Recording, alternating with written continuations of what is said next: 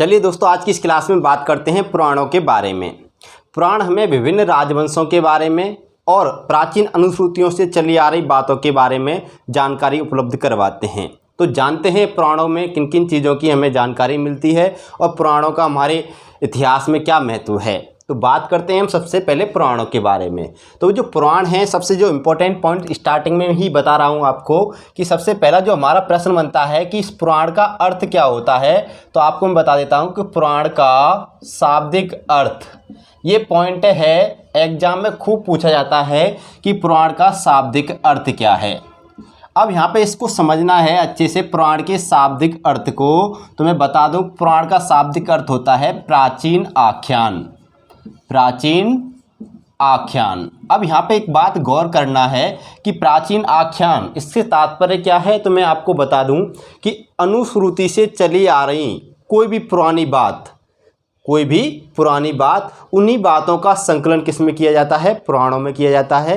यानी अनुश्रुति से चली आ रही ऐसी प्राचीन बातें, उन जिनका संकलन जिस ग्रंथ में किया जाए, उनको हमने क्या नाम दिया, पुराण नाम दिया। ठीक है। अब कह सकते हैं, यहाँ पे लिख सकता हूँ मैं कि पुराणों में अनुश्रुति से चली आ रही प्राचीन बातों का संकलन, प्राचीन बातों का संकलन मिलता है। अब यहाँ पे नोट करने वाली बात आपको समझ में आ गई। अनुश्रुति का मतलब क्या होता है कि पीढ़ी दर पीढ़ी कहानियों के माध्यम से सुनाया जा रहा हो उनको, कि मान के लो मान के लो मेरे दादा ने मेरे पापा को कोई बात सुनाई हो, मेरे पापा ने मुझे सुनाई हो, मैंने अपने बच्चों को सुनाई हो। इस प्रकार पीढ़ी दर पीढ़ी जो अनुश्रुति के माध्यम से जो बातें चली आ रही हैं, प्राचीन बातें चली आ रही हैं, पुरानी बातें चली आ रही हैं, उन प्राचीन बातों का, पुरानी बातों का संकलन किस में मिलता है, हमें पुराणों में मिलता है। और पुराणों से हमें विभिन्न राजवंशों के बारे में, विभिन्न वंशों के बारे में ऐतिहासिक जानकारी मिलती है। पॉइंट यहाँ तक क्लियर। अब बात करते हैं कि जो हमारे पुराण हैं, इन पुराणों का संकलन किसने किया। संकलन की अगर हम बात करें कि इनका जो संकलन है, अंतिम रूप से संकलन, इनका जो संकलन करता है पुराणों के,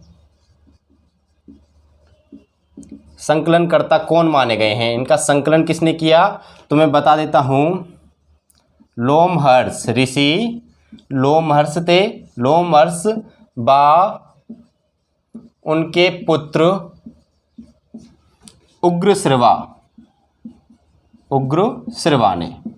ठीक है। तो पुराणों का संकलन किसने किया, लोमहर्ष व उनके पुत्र उग्रश्रवा ने।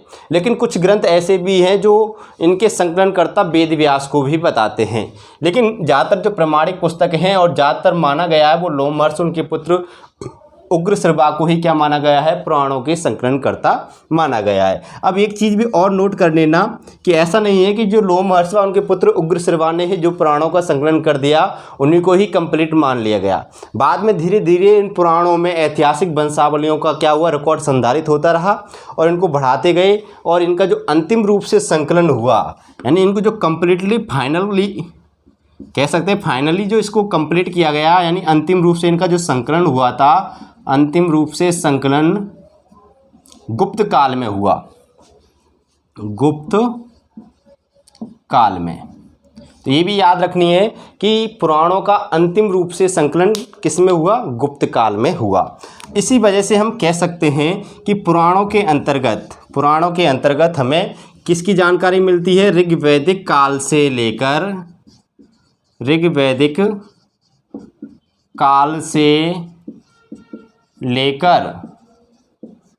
गुप्त काल तक जानकारी मिलती है, लेकर गुप्त काल तक जानकारी मिलती है। अब यहाँ से ये पॉइंट इतने सारे आपको समझ में आ गए होंगे। सबसे ज़्यादा इंपॉर्टेंट एग्जाम्स के लिए ये पॉइंट है कि पुराण का शाब्दिक अर्थ क्या है, प्राचीन आख्यान, ये याद रखना है। इसका तात्पर्य आपको समझ में आ गया होगा। प्राचीन आख्यान का मतलब है प्राचीन कोई भी कथा, उनको क्या किया गया, संकलित किया गया है, किसमें, पुराणों में। और किन्होंने किया था, लोमहर्ष व उनके पुत्र उग्रश्रवा ने। उसके बाद में लेखकों ने इनमें अपने अपने जो वंशावली थी, राजवंश थे, उनके भी उल्लेख किए गए थे पुराणों में। और पुराणों को इस प्रकार अंतिम रूप से जो संकलित किया गया, फाइनली इनको कंप्लीट किया गया गुप्त काल में, इनको फाइनल रूप से कंप्लीट कर दिया गया। और इस वजह से इसमें ऋग्वैदिक काल से लेकर गुप्त काल तक पुराणों में क्या मिलती है, जानकारी हमें मिलती है।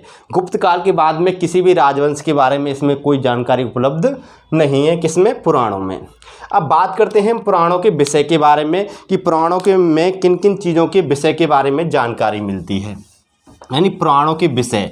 तो मैं बता देता हूँ आपको कि जो पुराण हैं उन पुराणों के विषय 5 हैं। कितने हैं, 5।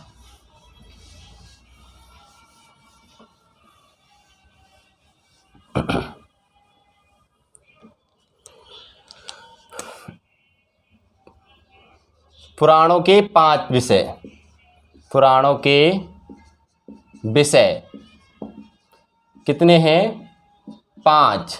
किसके अनुसार, अमरकोश के अनुसार, अमरकोश के अनुसार। ठीक है। अब कौन कौन से हैं वो 5 विषय, सर्ग, प्रतिसर्ग,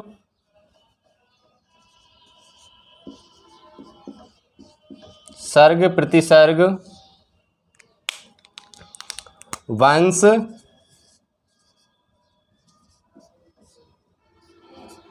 मनवंतर, मनवंतर, 5वां है वंशानुचरित।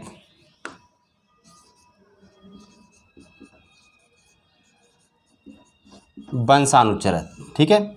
अब इनका जो समय माना गया है वो समय भी मैं आपको बता देता हूँ कि सर्ग, जो हमारे सर्ग हैं, इनमें किसके बारे में जानकारी मिलती है, इसमें सृष्टि की उत्पत्ति के बारे में जानकारी मिलती है। जो सर्ग हैं, पुराणों के सर्ग हैं, उनमें किनके बारे में जानकारी मिलती है, सृष्टि की उत्पत्ति के बारे में। और प्रतिसर्ग में किनकी जानकारी मिलती है, सृष्टि के विनाश के बाद, सृष्टि के विनाश के बाद, विनाश के बाद फिर से सृष्टि की उत्पत्ति का वर्णन मिलता है, उत्पत्ति का वर्णन। वंश में किसके बारे में जानकारी मिलती है, तो वंश में ऋषियों,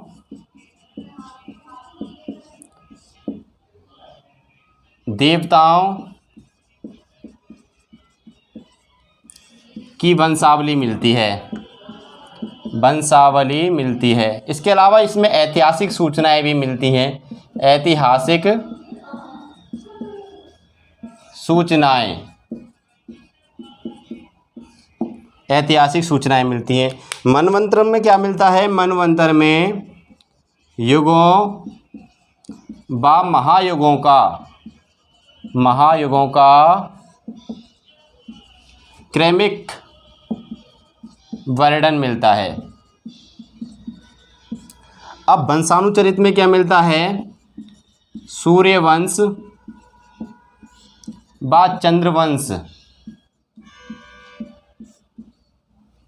राजवंशों का उल्लेख, राजवंशों का इतिहास, का इतिहास। ये तो गए हमारे पुराणों के विषय, इंपॉर्टेंट हैं ये। इनमें से प्रश्न काफ़ी बनते हैं कि पुराणों में वंश में किसकी जानकारी मिलती है, ऐतिहासिक सूचनाएं मिलती हैं, ऋषियों और देवताओं की वंशावली मिलती है हमें।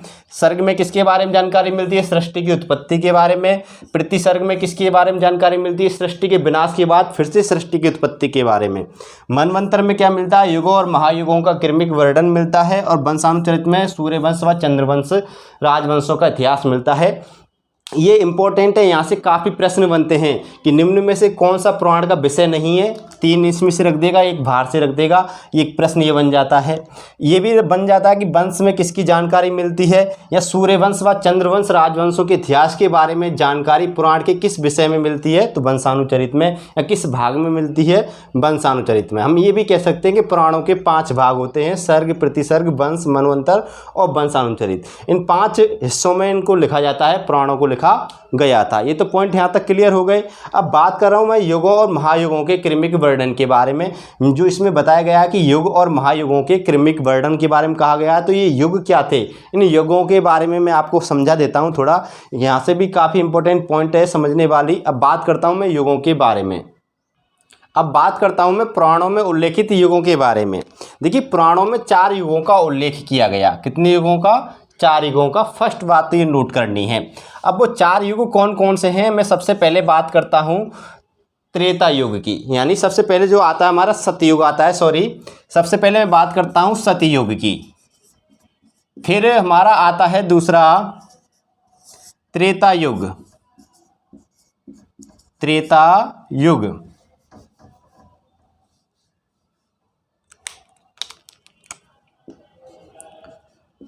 सतयुग, त्रेता युग। अगला है हमारा तीसरा द्वापर युग, द्वापर युग। और जो हमारा लास्ट है, जो चौथा युग है, वो है कलियुग, जो वर्तमान में चल रहा है। जो हमारा युग चल रहा है वर्तमान में, वो कलियुग चल रहा है, यानी कलियुग का प्रारंभ हो चुका है। अब इनके बारे में विशेषली आपको याद रखना है कि जो सतयुग था, इस सतयुग का जो समय है वो है 4 × 4,32,000 वर्ष, ठीक है। और जो त्रेता युग है, इसका जो समय है हमारा 3 × 4,32,000 वर्ष। और हमारा जो द्वापर युग है, इसका जो समय है 2 × 4,32,000 वर्ष। पुराणों में बताया गया है ये समय इन युगों का। और जो कलियुग है, इसका समय बताया गया है 1 × 4,32,000 वर्ष। यानी कुल मिला के हम कह सकते हैं कि हमारी जो कलियुग का समय है वो 4,32,000 वर्ष है। अभी तो कुछ ही वर्ष स्टार्टिंग के हुए हैं, ठीक है। तो सतयुग में, यानी मैंने बताया 4, यहाँ पे इन चीज़ों का कॉमन विशेष याद रखना कि 4 × 3 × 2 × 1 × ठीक है। अब इस युग में भगवान विष्णु के 4 अवतारों का उल्लेख मिलता है। त्रेता युग में भगवान विष्णु के 3 अवतारों का उल्लेख मिलता है, और द्वापर युग में भगवान विष्णु के 2 अवतारों का उल्लेख मिलता है। और इधर कलियुग की बात करें तो कलियुग में भगवान विष्णु का 1 अवतार की बात होती है, जो अभी हुआ नहीं है। अब बात करते हैं वो 4 अवतार कौन कौन से हैं। तो सबसे पहले आता है मत्स्य अवतार, मत्स्य अवतार। और दूसरा जो अवतार है वो है कूर्म अवतार। और तीसरा जो अवतार है हमारा बराह अवतार। और जो चौथा अवतार है हमारा नरसिंह अवतार। और इसमें 3 अवतार हुए थे, जिनमें कौन से हैं, बावन अवतार, परशुराम अवतार, और अगला है हमारा राम अवतार, भगवान श्री राम का। द्वापर युग में कितने हुए थे, 2 अवतार हुए, जिनमें भगवान कृष्ण, श्री कृष्ण और बुद्ध का अवतार। और कलयुग में जिसके अवतार के होने की संभावना व्यक्त की गई है, वो कल की अवतार की बात की गई हैं। यानी कुल मिला के कह सकते हैं कि मत्स्य पुराण के अंतर्गत भगवान विष्णु के 10 अवतारों का उल्लेख मिलता है, जिनमें स्पष्टली ये कहा गया है कि जो 4 अवतार थे वो सतयुग में हुए। त्रेता युग में भगवान विष्णु के 3 अवतार हुए, 3 अवतारों के नाम मैंने बता दिए। द्वापर युग में भगवान विष्णु के 2 अवतार हुए, और कलयुग में जो 1 अवतार होगा उसका नाम होगा कल की, जो श्वेत घोड़े पर सवार होकर हाथ में तलवार लिए आएंगे, ऐसा उनका प्रतीक चिन्ह बताया गया है। मत्स्य अवतार मैंने आपको बता दिया कि वैवस्थ मनु के समय जो प्रलय आई थी, उसमें इन्होंने प्रलय से उस नौका को बचाने के लिए, वैवस्थ मनु की नौका को बचाने के लिए मत्स्य अवतार धारण किया था भगवान विष्णु ने। कूर्म अवतार आप समझ गए होंगे, कछुए का अवतार, कछुए का अवतार। और ये कछुए का अवतार इन्होंने कब लिया था, ये किसका अवतार था, मछली का अवतार था मत्स्य अवतार। और कछुओं का अवतार कब लिया, इन्होंने समुद्र मंथन के लिए लिया था, जब देवताओं और दानवों ने क्या किया था, समुद्र मंथन किया था।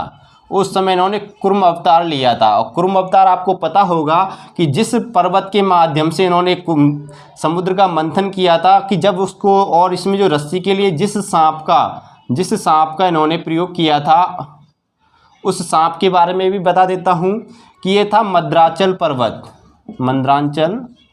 पर्वत। और इधर ये था जो वासुकी नाग, वासुकी ये सर्पों के राजा थे वासुकी, और इधर ये थे मंदराचल पर्वत था। अब जब समुद्र मंथन हुआ तो तब लिया था भगवान विष्णु ने कछुए का अवतार, यहाँ पर इस प्रकार विशाल कछुए का अवतार धारण कर समुद्र के नीचे इस मंदराचल पर्वत को अपनी पीठ पर धारण कर समुद्र मंथन करवाया था। बड़ा अवतार, सुअर का अवतार, जो हिरण्याक्ष यानी हिरण्यकश्यप के भाई थे हिरण्याक्ष, उन्होंने जब पृथ्वी को पाताल लोक में छुपा दिया था उस समय इन्होंने ये अवतार लिया था। बाकी के अवतारों के बारे में आप समझते होंगे कि ये प्रहलाद के समय 52 अवतार राजा बलि के समय हुआ था। परशुराम और राम के बारे में सभी जानते हैं, रामायण में देखा होगा। ये तो हो गए हमारे पुराणों में उल्लेखित योगों के बारे में जानकारी। अब मैं बात करता हूँ नेक्स्ट अगले पॉइंट में पुराणों की कुछ विशेषताओं के बारे में, यानी पुराणों की संख्या के बारे में। देखिए पुराणों की संख्या बताई गई है हमारी 18। पुराणों की जो संख्या मिलती है वो 18 मिलती है, ये पॉइंट आपको अवश्य याद रखना है। और उपपुराणों की संख्या भी 18 मिलती है। तो जो पुराणों की संख्या है वो है 18, और उपपुराणों की भी बात करें हम तो उपपुराणों की भी जो संख्या है वो है 18 हमारी।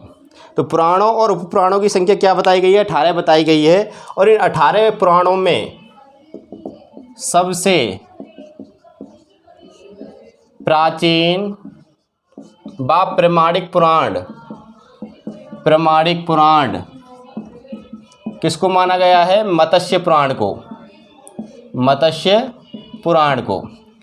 अब एक और चीज़ आपको नोट करनी है यहाँ पे कि पुराणों में ऐतिहासिक वंशों का वर्णन मिलता है, ऐतिहासिक वंशों का वर्णन मिलता है, जिनमें से कुछ वंशों के बारे में मैं आपको बता देता हूँ कि जो हमारा पहला एक वंश है आंध्र सातवाहन वंश,